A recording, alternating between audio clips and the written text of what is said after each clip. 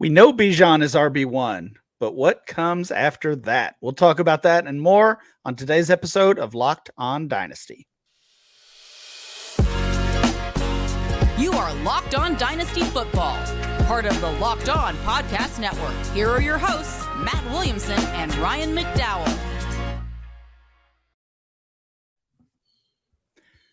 Thanks for making Locked On Dynasty your first listen every day. We're free and available on all platforms. Welcome to the Locked On Dynasty Football Podcast. I'm your host, Ryan McDowell. You can follow me on Twitter at RyanMC23. Joining me, as always, is Matt Williamson. Find Matt on Twitter at WilliamsonNFL. Matt, how's it going today? It's going well. Draft is right around the corner. A little over a week. Yeah, we have finalized the landing spots for these guys, but you gave me homework, and it wasn't easy, I got to say, for today's show. That's right. We've got a little project we're working on, or we have been working on for this week's set of episodes. We are trying to nail down between the four of us, of course, you and I, Matt, Kate, and Marcus, who do a great job alongside of us. We're trying to nail down the consensus Locked On Dynasty rookie rankings. As you said, we are getting so close to the NFL draft. We're now single digit days away. It's under 10 days. So that makes it feel even better. I know they kicked off the series yesterday talking quarterbacks and had a good conversation, but ultimately we kind of know who the top 5 quarterbacks are, right? That's easy. And you can, right. Yeah, you can argue the order. We ended up with Anthony Richardson as the QB1 between the four of us. If you missed out on that, I just spoiled it for you, but go back and check out their quarterback conversation. No surprise today, though, Matt, because we are talking running backs and we know who the consensus RB1 is. It is, of course, Bijan Robinson. And, I feel like on our show and maybe on many other shows as well, we've almost done Robinson a little bit of a disservice because we just kind of brush over and say, we know he's the RB1. We know he's the 101. We don't really need to talk about him. Let's talk about him a little bit. And okay, right now, I think the most interesting conversation is, of course, what team he's going to be playing for. It seems like in recent mocks, we've seen him moving up the board, where once he was showing up in the bottom 5 picks of the first round. Maybe that's with the Buffalo Bills or, I've even seen some early on with the Kansas City Chiefs with the last pick of the first round. But the mocks that you look at over the past couple weeks or so, he's a top 15, sometimes even a top 10 pick. So when you look at those realistic options, let's say between Atlanta at 8, and really all the way down into the mid-teens or maybe early 20s, what feels like the best landing spot for Bijan Robinson right now? Yeah, so do you feel like him falling all the way to the Bills is unrealistic? It's so hard to say. It really is. Yeah, I know. I'm sorry to ask it. Bills have 27. Question, right? Yeah, Bills have 27. I would say it would, based on the talk that we've heard recently, and of course, it's difficult to decide what you're going to, put your trust in as we get closer to the draft. But based on what has been reported, what we've heard lately, I would be surprised if he falls to 27, which is actually, I guess the 26th pick made is what the Bills have. So yes, I would be surprised if he falls there. Yeah. I mean, it doesn't mean he can't be a Bill or they won't trade up potentially for him. Sure. But looking from 8 to 19-ish, I don't like Tampa as a landing spot. I don't love the Lions, although I don't know if DeAndre Swift will end up being a long-term thing for them. I think Washington would be fine. I think everybody would hate New England. Yes. And that's been rumored. I don't think Philly's any chance. I just don't think that's how that team is structured. I don't think they would use the 10th pick on it, but I would love Atlanta. Yeah, Philly's been a common projection at 10, as you said. I'm with you. I would not like that for the player. I would be surprised if the organization made that pick. So Atlanta's at 8. You like that? I mean, we're not worried about Tyler Algier. We're certainly not No. worried about Patterson. They run the ball. They've been fine. Yeah. Yeah, they do run the ball. Sometimes to our frustration, we want to see Drake Pitts London owners, and Kyle Pitts get the ball. But yeah, they run the ball. So it feels like that would be a good one. And that also seems like that's probably his ceiling as far as where he could get drafted. Chicago at 9. They could use the running back help, but I think they could use a lot of other things first. Haven't really seen them mentioned at all. Philly at 10. We already talked about that. 11, Tennessee. They have been rumored to possibly be trading Derrick Henry, which even if that does happen, I don't think they're starting with a running back here. Right. Houston at 12. I've seen mentioned some. What would you think about that? Okay. They get quarterback at 2. Running back, specifically Bijan Robinson at 12. I don't love it. I mean, you'd hate it for Pierce, for sure. I mean, just like Ramondre, you'd hate it in New England. No, that's a pretty bad spot for me. Jets at 13, they're not doing it, of course. New England at 14, I don't think they're doing it. I don't either. Green I Bay like 15, Washington, no. Though. Yeah, I Washington at 16. Of course, Gibson there, Brian Robinson there, both of those solid, but certainly not good enough to cause a team to pass up on Bijan if that's the target. Pittsburgh 17, no. Detroit 18, maybe. Unlikely, but maybe, that I could see Campbell loving them. And 19 is Tampa Bay. You said you did not like that spot. Of course, it's Rachaad White there and not much else. Leonard Fournette is gone. Why don't you love Tampa as an option? I just think they're going to be really bad this year, and their O-line has taken some hits. They're bad at quarterback. I don't see a lot of first downs, a lot of points from that offense this year, and probably a rookie quarterback the year after. So you might have 2 lean years of offense. Seattle at 20. We don't think that's happening. 21 is the Chargers. If that's the pick, that means Austin Eckler is gone. And really, there's a few teams in that situation. Yeah. Cincinnati later, Minnesota. Yeah. So yeah, we're certainly looking at some possible shakeup come draft night, and that's kind of what we always get. Sounds like for you though, Matt, you're rooting for Atlanta at 8 or Washington at 16 for Bijan Robinson. Yeah, I think so. I mean, Gibson to me doesn't scare me at all, and I think he only has 1 more year left on his deal, and it's a pretty good offense, young quarterback. They're going to run the ball a lot. Well, of course, Bijan Robinson was the RB1 for all 4 of us, Kate, Marcus, Matt, and myself. The RB2 for all 4 of us. We were in total agreement here, and it won't be a surprise. Jahmyr Gibbs is the RB2, expected to be the RB2 in the NFL draft as well. And then the RB3, another player we all agreed on, Zach Charbonnet as the RB3. I've seen a lot of possible landing spots of him in Cincinnati. And again, if we're assuming Joe Mixon is gone, that would certainly boost the value of Charbonnet. Matt, as I said, we're locked in here. Bijan, Gibbs, Charbonnet as the top 3. All 4 of us had that exact same ranking. Can you see a scenario where any of these next guys that we'll talk about could leapfrog Charbonnet, could leapfrog potentially even Jahmyr Gibbs? No, I really can't. I like some of these guys. I had a quick question for you because you compiled things. I bet after 3, it gets pretty murky in terms of all of our rankings. And then I also wanted to ask you, in your opinion, is the gap from Robinson to Gibbs or from Gibbs to Charbonnet wider? I would say the gap from Robinson to Gibbs, I think is wider. And I agree because Gibbs is light. He's under 200 pounds. Yeah. Is that what you're asking? Like, the gap between RB1, RB2 versus RB2, RB3. Yeah. Okay. I agree. I mean, with Robinson, we're talking about the 4th overall player in single quarterback startups right now. Yeah. As good as Gibbs is, that value gap is wider at this point. Okay. Matt, when we come back, we'll get into our RB4 and later. And like you said, it got a little messy. Oh, I bet. So grand slams, no hitters, and double plays are back. There's no better place to get in on the MLB action than FanDuel, America's #1 sportsbook. That's right, because right now news customers can step up to the plate with a no sweat first bet up to $1,000. Just go to FanDuel.com/lockedon to sign up.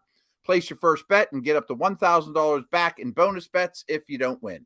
So don't miss your chance to get a no sweat first bet up to $1,000 when you join FanDuel today. Just go to FanDuel.com/lockedon to sign up.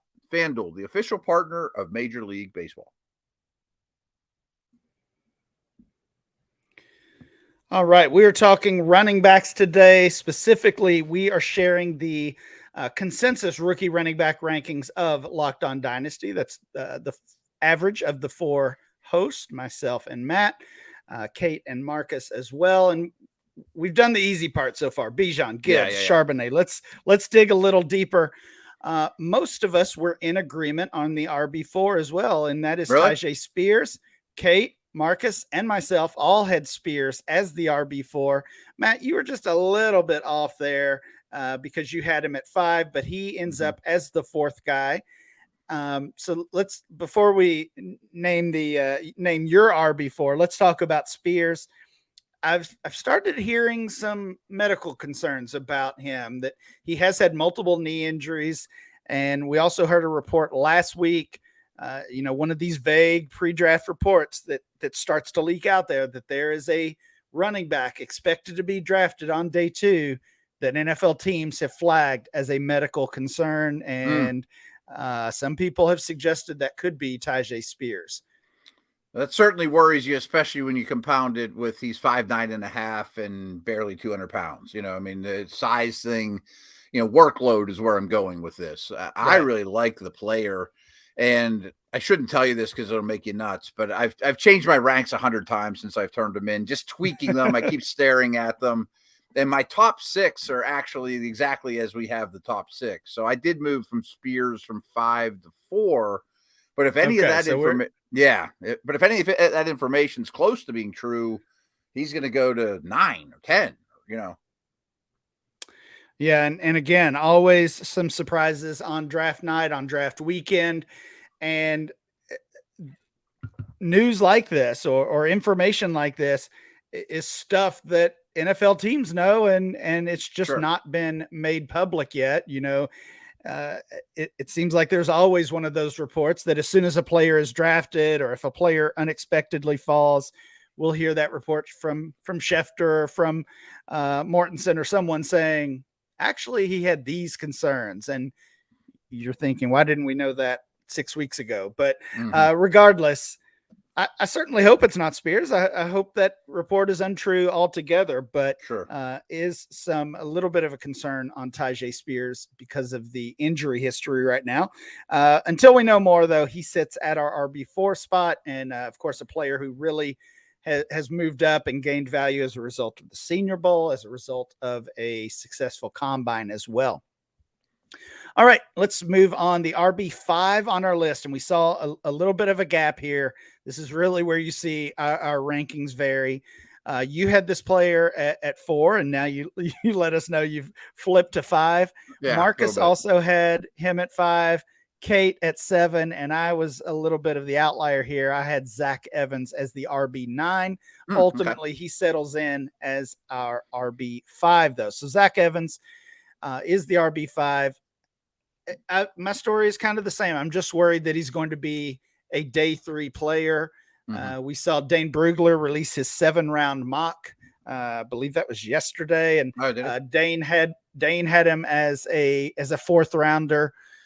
So I'm probably going to ultimately rely on draft capital, because this RB4 to RB 8, 10, 12 range is so messy.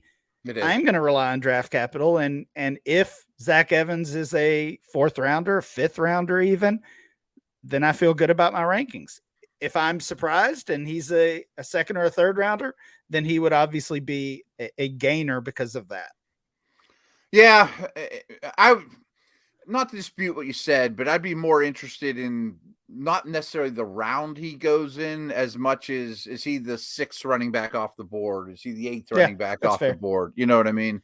And some of these backs are, Devin A-Chain. Some of these really little backs, I almost wouldn't even count in that equation. The Kansas State dude, guys like that. So I'm high on Evans, but I do think there's a lot of boom or bust to him, because you can see why he was so highly recruited and his burst and all those things, but he's never quite put it together. Yeah. We've got to start grouping some of these guys together, Matt, or we're not going to get through this list. Our next three, fortunately, are very tight when you look at the averages and how they played out. Roschon Johnson is next on the list, and he fell again pretty tightly ranked between 6 and 8. Okay. Devon A-Chain next on the list. The rankings were wide here. Kate had A-Chain up at 5, and you're down at 11. So is it just the size that is the concern with A-Chain? Yeah, I mean, it's all about volume. I mean, it almost doesn't matter how much you like the player. If he's only going to touch the ball 8 to 10 times a game, it's hard to check the box on Sunday morning to start him. Yep, that's a fair point.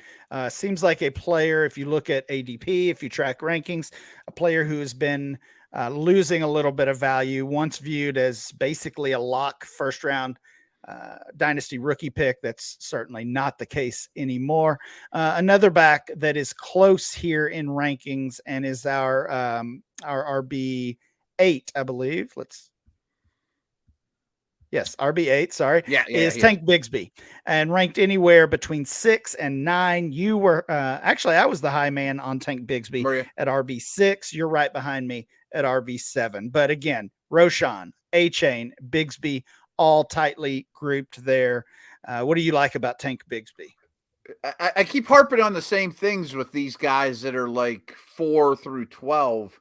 Much of it is size. I mean, there's so much data out there that if you're under 200 pounds, you're basically kind of useless for fantasy. And if you're 210 to 215, you get volume, let alone if you're big and can catch the ball. I mean, if you're big and you can catch the ball, it doesn't matter if you're bad.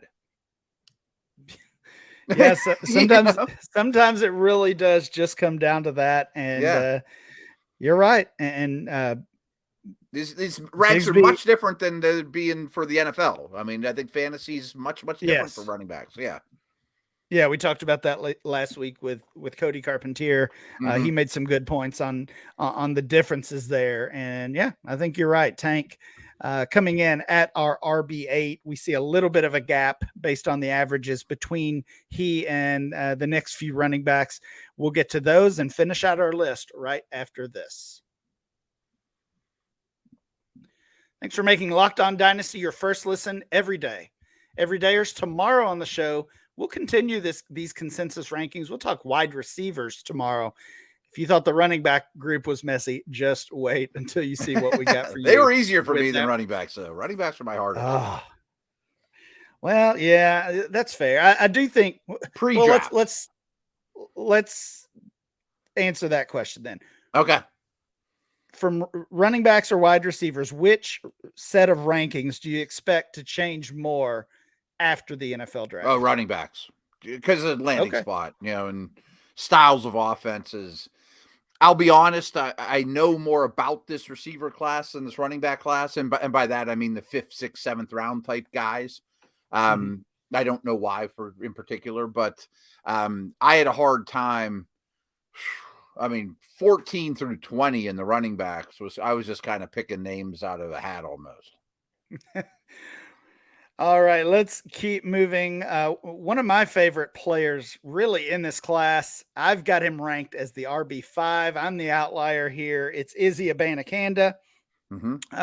Matt, you, Marcus, and Kate were pretty well in line. RB8, RB10, RB11. He settles in as our RB9 thanks to my high ranking. And we talked about him just a couple weeks ago as we did our profile on this guy. I love him. I think he's a day 2 pick. I think he can do it all. I think he can play all 3 downs. Surprising speed, can catch the ball. Racked up crazy numbers at Pitt this past season. And I just think this is the most underrated back in the class. And if he gets that draft capital, then we're certainly going to see him move up the rankings here. Did you say you have him at 5?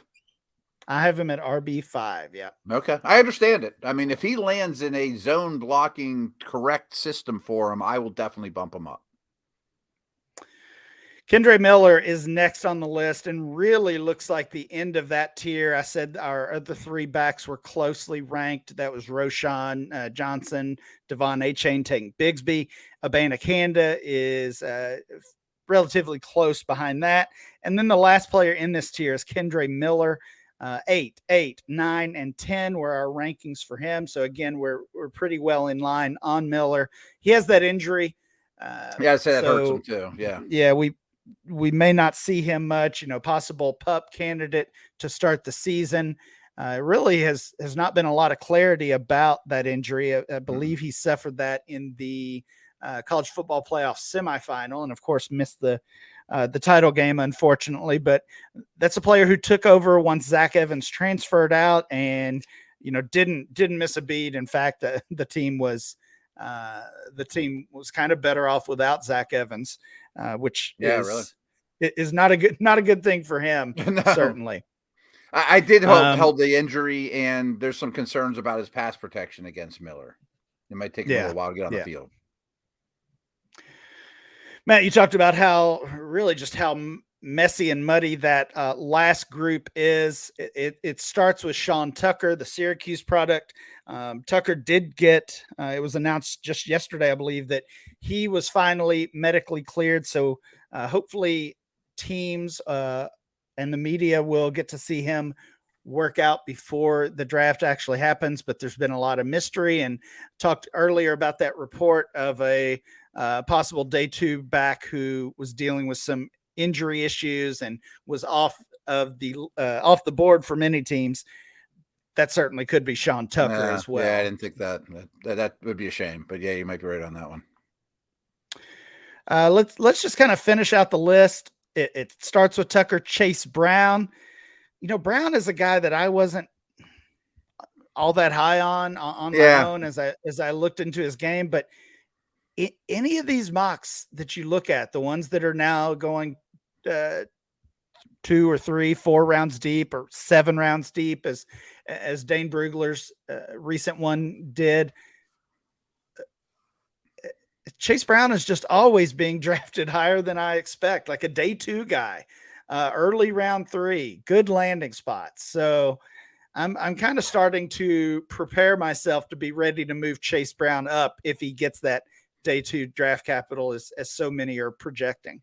I hadn't noticed that, but that shocks me because I think he's very ordinary.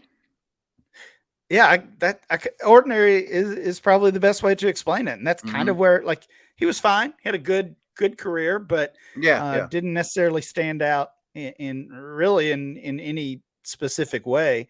So I was surprised by that. We'll see.